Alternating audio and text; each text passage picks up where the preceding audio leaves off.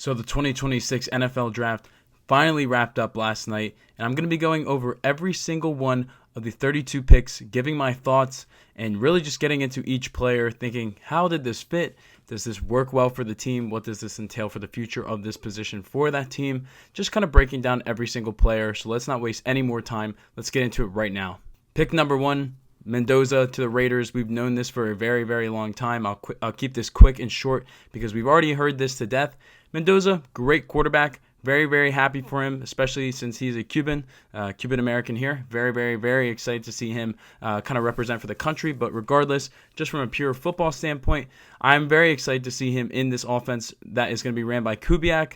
Again, we saw what Kubiak did last year with the Seahawks. He did a great job, and that's with Sam Darnold. No slight to Sam Darnold, but not an elite quarterback. And I think Mendoza could potentially have a better career than Darnold, depending on how you set him up. So I feel really good about him. You're getting a high character guy. You're getting a great quarterback. You're getting a guy that also has a few weapons already at his disposal. You're going to have Genty in the backfield, and you're going to have Bowers. Would like to see what the Raiders do with the rest of this draft if they go receiver, but overall, I really, really like this pick. It's a safe pick. He was the best quarterback in the draft by far, and the Raiders finally addressed the quarterback position for the long term. At number 2, the Jets drafted David Bailey. They addressed their edge issues, and honestly, the only concern, and it wasn't even about Bailey, was are they going to get Bailey or are they going to get Reese?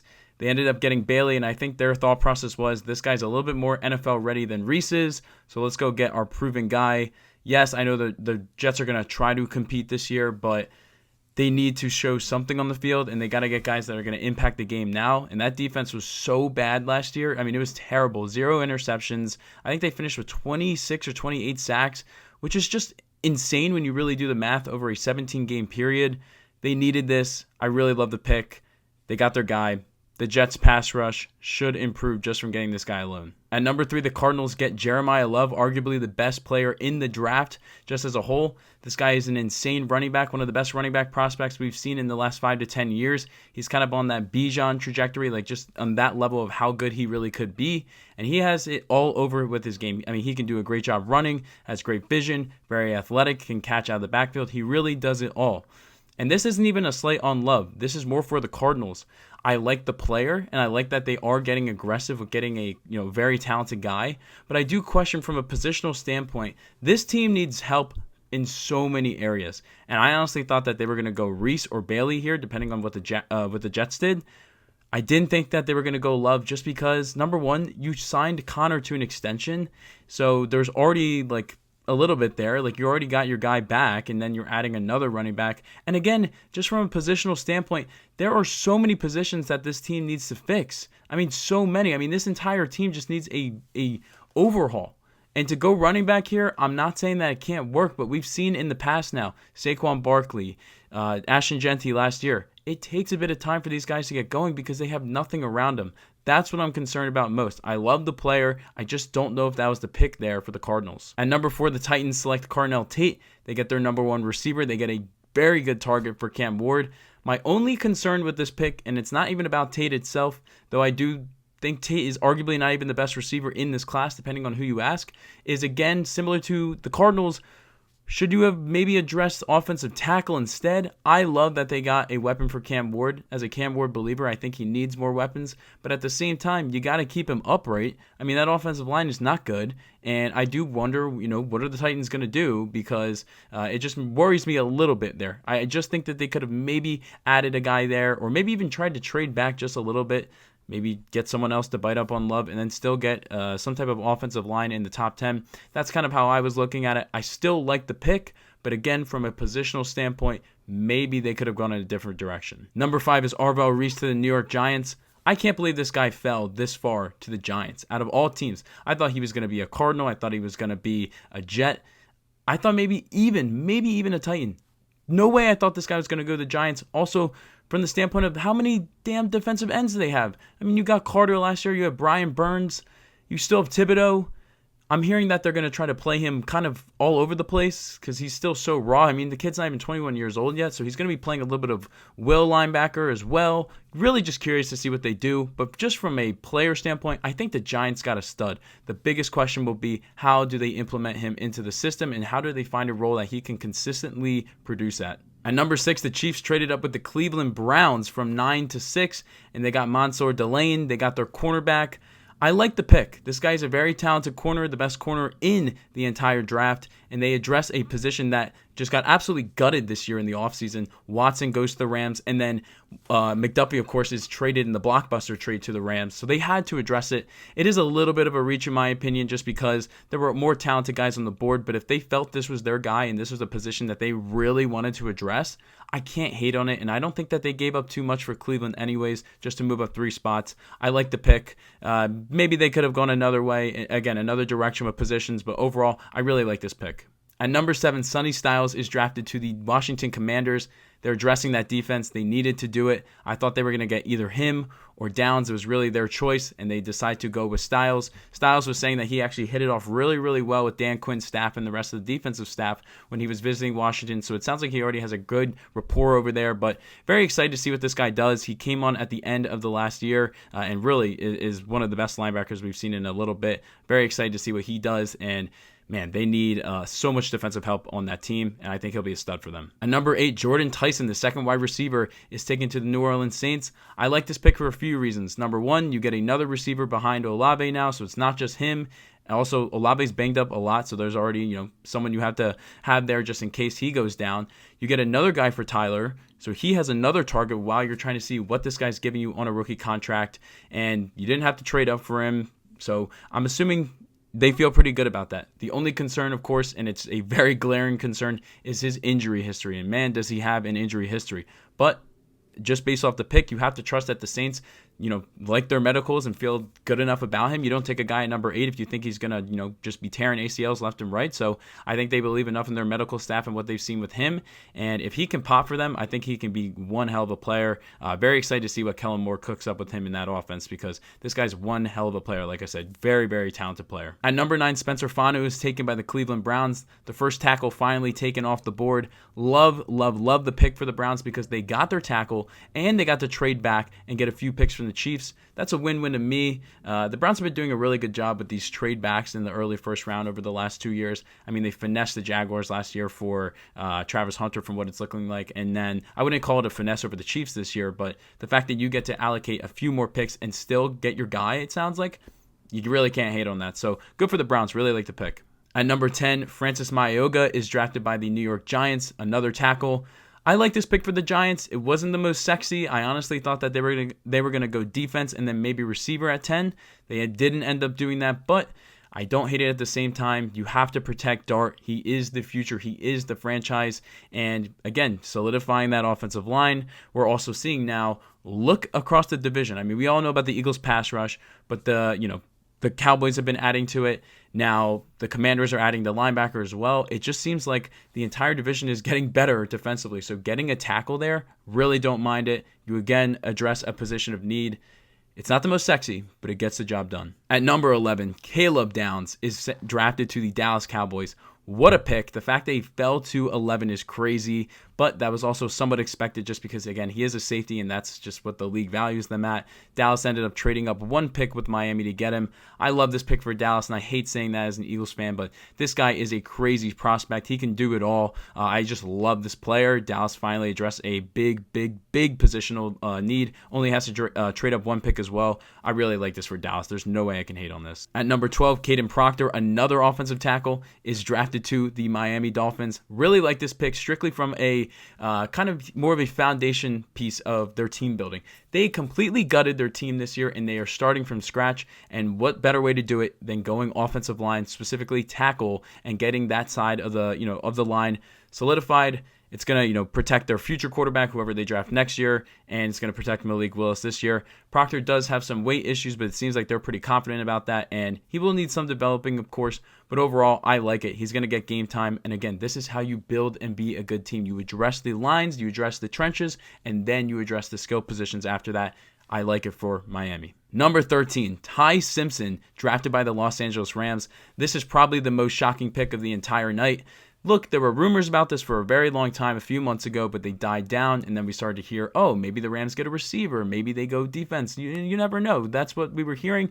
But to do a quarterback pick in this type of situation with your team who is pretty much as close as it can be to trying to be win now with an aging quarterback, man, getting Ty Simpson's, this is a pick for the future. I guess from the Rams standpoint, you're never going to be picking this high in theory, so why not get your guy now? I just was not in love with Ty Simpson. I did like what I saw from him at times, but physically, I'm not in love with him. I don't think he really has that kind of physical body that you see from like a guy like Mendoza. They're night and day. But apparently, Ty Simpson played a lot of the last season down the stretch injured, so maybe that's a little bit of a pass, but when you play injured, I don't care because you're playing. So I have to value, what we're seeing on the field, and that's what I'm seeing. So curious to see what this looks like. I love the situation for the kid, but man, McVay did not look happy about this. We'll see how this goes, but we're probably not going to see this guy on the field for at least a year and a half, 2 years. So we'll see him. I guess we'll have to just circle back on this one. At number 14, Ione, the guard from Penn State, is taken by the Baltimore Ravens. I cannot say his first name, so I apologize. Look, this guy is a classic Ravens pick. You get your guy in the trenches.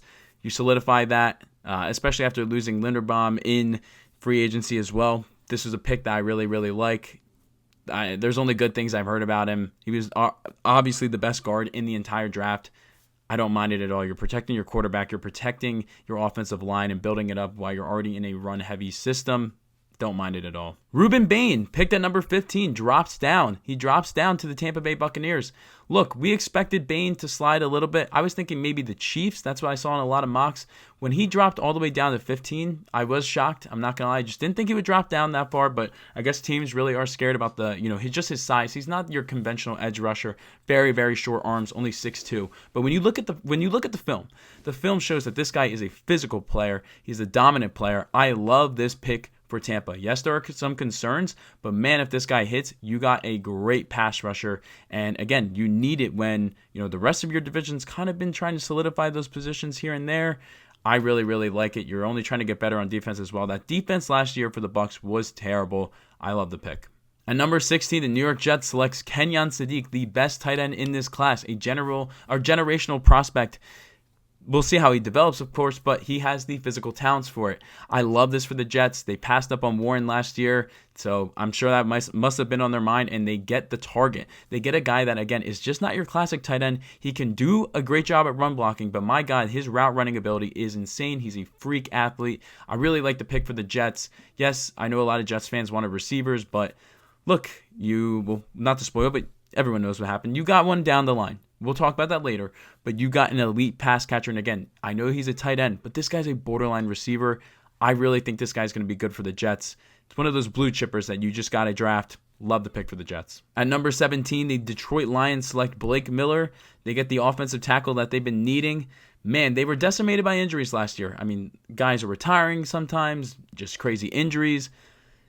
I think this was a solid pick. They didn't trade up, which we somewhat expected because I thought maybe they'd want to trade up to get one of those tackles that I mentioned previously, but I've still heard really good things about Blake Miller, and it also helps now that Penei Sewell can move to left tackle from what I'm hearing, and Miller will be at right tackle. Just gives the offensive line a little bit more versatility.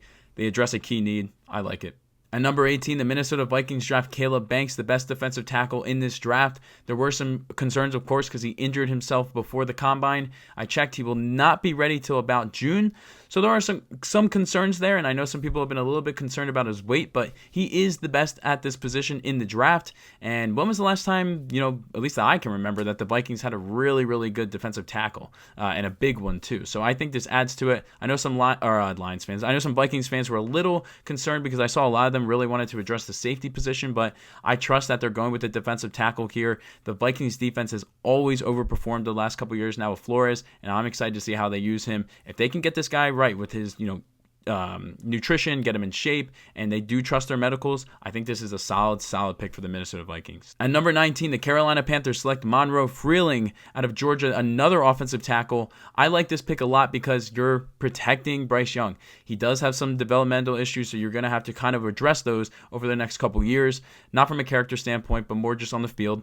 But if those can be developed, then I do feel really good about it because, again, now Tampa's going to get an edge rusher. You have to address that position. Look, we saw this with the Falcons last year. They had that pretty good pass rush with Pierce, though I don't know if he's going to play now, but I like it. You're helping out your quarterback, a guy that is shorter than the average quarterback in this league. You need to protect him. This is what you got to do. I'm a big fan of it. At number 20, my Philadelphia Eagles trade up. They trade up 3 spots to get Makai Lemon, and they steal him from the Pittsburgh Steelers. Few things with this. Number one, I really do like the player. He has a very, very high floor. I don't know exactly how high his ceiling could be, but from everything I heard and have seen, he has a very high floor. Great slot receiver, can really find those open spots and just can get open. Isn't as much of a speedster, but still has some solid speed. But the route running is really what makes him impressive to me, and he can just get open. I mean, he was so good last year for USC. So I'm very curious to see how he does in this Philadelphia Eagles offense, especially now under Sean Mannion and not Kevin Patullo. So we'll see how that goes. And then, of course, this confirms A.J. Brown is gone. We already thought A.J. Brown was gone after the Schefter tweet. That really gave some validity to it, in my opinion. But wow, this is, I mean, you get a receiver in the first round. Yeah, A.J. Brown, pack your bags. He is gone. He's going to New England. This is his replacement. Curious to see how him and Smitty do, since they are both undersized, but I trust the Eagles with this one. Sounds like this was a guy that they had on their board that they really valued, and they didn't want to let him go, and I can't blame him. I mean, this is just a guy that you got to get, and they traded up, and they stole him from the Steelers, so love the pick. 21st pick was a tackle. The Pittsburgh Steelers got a tackle. I'm not going to lie, I just can't say this guy's last name. His first name is Max, so we'll call him Max. This, in my opinion, number one, was a solid pivot because you got screwed over by the Eagles. You literally were on the phone with Lemon, and then they all of a sudden just swoop up, so you're not getting him.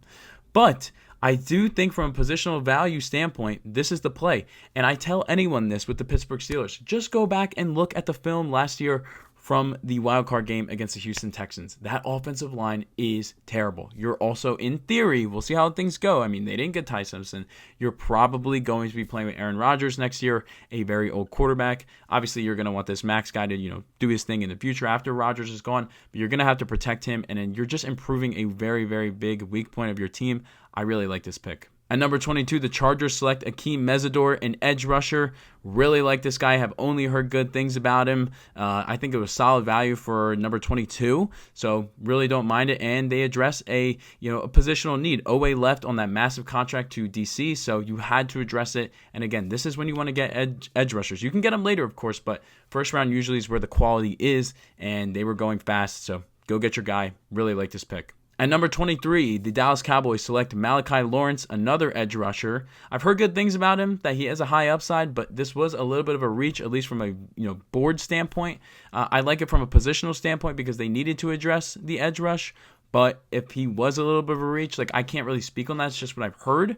But I do like the fact that a lot of people are saying that he has high upside. If he can develop, that's going to be massive. And I really love that the defensive coordinator hire that the Dallas Cowboys have made. They stole him from the Philadelphia Eagles, Christian Parker. I think he's going to do a great job with Downs. And, of course, he's going to be now managing that entire defense. I think he'll have a couple wrinkles for this kid as well. So I like the system that he's going into, but just curious to see how he does.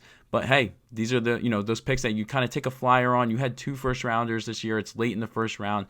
You want an edge rusher. They're going, like I said, all across the board now. You might as well just try to get your guy before he's probably picked before you have your next pick. So overall, don't mind it for Dallas. At number 24, Casey Concepcion was selected by the Cleveland Browns. I like this pick for the Browns. I would have taken Omar Cooper over him, but I do like what Casey has from a yak standpoint. He has some serious yak. I mean, when I would watch some of the Texas A&M games this year, he always stood out. So it's not saying he's a bad player at all. I just liked a little bit more of what Cooper had. But hey, the Browns need to get a receiver. I don't mind it. Curious to see how they have him in this offense. Very, very curious to see that. But yeah, maybe him and Shador will have some type of connection. We'll have to just see how this whole thing goes. But I like the pick, and you're addressing a positional need. So really, really don't have any bad things to say about this. At number 25, the Chicago Bears select the safety Dylan Thieneman. You got the second best safety in the entire class. I've heard some fantastic things about this guy. I heard this guy is a stud. The only reason he's not going to be the first safety taken off is because Caleb Downs exists. The Bears address a positional need as well as they lost Brisker in free agency. I have no complaints about this pick for the Bears. I really, really like this one. Love it for the Bears. At number 26, the Houston Texans selected Kevin Rutledge, a guard. Similar to what I said about the Texans beating up on the Steelers and why the Steelers need to get an offensive tackle, you look at some of the, you look at both the Steelers and you look at the Patriots highlights against the Texans in the playoffs. Yeah, the Texans have had offensive line issues for a very long time. You go address the interior. I really, really like this for the Texans. You do what you got to do. Keep protecting C.J. Stroud. And a make or break year for him now. You got to protect the kid. At number 27, the Miami Dolphins draft Chris Johnson, the cornerback. I didn't know a ton about this guy heading into the draft, but I did, from what I read, heard very good things. My only question for this, I guess, for the Miami Dolphins is not that he's a bad player at all. From what I was reading, he is an immediate starter type of player. So you are addressing that, but I just felt like with, the retooling that they're doing, I mean, they must have really liked him. Obviously, they drafted him, but I just felt like maybe you could have prioritized another offensive lineman or some type of defensive lineman. That's just me. I like to prefer to build in the trenches, but they did also have some secondary issues, so if you really felt like this was your guy, hey, I don't mind it at all. I just do question maybe there was another position you could have addressed instead. At number 28, the New England Patriots drafted Caleb Lumu, offensive tackle. I'm sure everyone watched this game. If you're watching this video, you watched the Super Bowl. You saw how bad the offensive line was for the New England Patriots. I mean, you even saw it in the AFC Championship at times against the Denver Broncos. The Patriots need tackle help. Obviously, Campbell, this is not going to be Campbell's replacement, but Campbell struggled at times. Like, you just had to keep addressing that position. You have to prioritize Drake May's health. And yeah, that's what you got to do. I like the pick. Don't know a ton about the player, but just from a positional standpoint, I really do like this pick. At number 29, the Kansas City Chiefs select Peter Woods, defensive tackle from Clemson. I like this pick strictly from a positional standpoint. Chris Jones is getting older. He is getting older. You have to address these at some point, and that's what they've done now with the defense. You lost so many corners in the offseason. You go get your guy at 6, and then you go get a replacement for Jones in the future. You get Woods. Look, he did have some concerns last year because he just didn't have the strongest year, but who on Clemson had the strongest year? I'm going to trust Kansas City with this. Yes, they haven't had as many of those pops with some of their draft picks recently, but I like this, again, from a positional standpoint. You have to address that. Again, Chris Jones is only getting older. I really don't mind this one. At number 30, the Jets select Omar Cooper, wide receiver. And this is where I told Jets fans earlier about Sadiq. You're going to get your guy. You're going to get your guy. Yes, I know you wanted Lemon, but maybe he didn't fit the system. I don't know. You got to trust the Jets on this one, though. It's hard to trust the Jets. But you get your guy. He was definitely proven. I really liked what I saw from him with his connection with Mendoza. And now he's wide receiver 2 behind Garrett Wilson, a guy he can learn from. And you also now have Sadiq. Yes, I know Geno Smith is not the greatest quarterback in 2026, but he is still a veteran. He is still a pro, and he can throw the football. So I expect this kid to have a decent year. We'll see how he does, but the Jets get it done again. They address a bunch of positional needs, really like what they did in the first round. At number 31, the Tennessee Titans draft Kendrick Falk, a defensive edge from Auburn. I thought that they were going to go edge at number 4. Honestly, that's the way I thought they were looking, or maybe tackle, but they end up getting their guy at the end of the first round. Feels like a very solid pick. Again, very defensive oriented. He's always coached the defense, so it just makes sense. Or maybe they even would have gone linebacker at that 4 pick, though I would have been a little high for Styles. But regardless, they get their edge rusher. They address a positional need. I heard this guy needs a little bit of work, but he dominated in the SEC. I know things are changing a little bit now with the SEC losing a little bit of their aura to the Big Ten. But still, I'm going to trust Tennessee on this one. I just think it's a good positional fit and maybe even scheme fit as well, because Saleh really does do a good job with a lot of the defensive ends. I mean, you see some of the guys that the 49ers were playing last year on that injury-prone team. Yeah, he can get a lot out of guys. So I think he's in a great system to be successful. And yeah, curious to see what he does with Tennessee. At number 32, the Super Bowl champions, the Seattle Seahawks, select Jadarian Price. They get their running back. I saw this in a lot of mocks, so I wasn't shocked seeing this pick at all. The concern with Price is he was the RB2 behind Love, but Love was the best running back in the country. So give him some slack.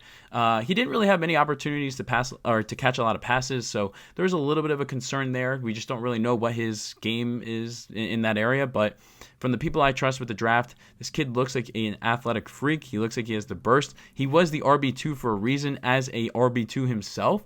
So I'm going to trust it. Again, weak running back class, but again, this is a position that they needed to address. You lost Kenneth Walker. Charbonnet is still recovering from his injury that happened late last year. You're going to need a kid that's going to, have some type of playmaking ability. So curious to see what he does, but I think this guy could be a sleeper pick for the Seahawks. The only concern is, again, did you maybe want to address another position? But they probably were looking at the board and were like, this is by far the best running back left on the draft. We might as well take him. So let's go get him. That's all I had in this video. I know this was a longer one. If you made it this far, I greatly appreciate you. If you like this video, feel free to give it a like. If you like this type of content, feel free to subscribe. My TikTok will be in the description down below. And again, if you made it this far in the video, I greatly appreciate you. And I'll see you guys on the next one. Peace, guys.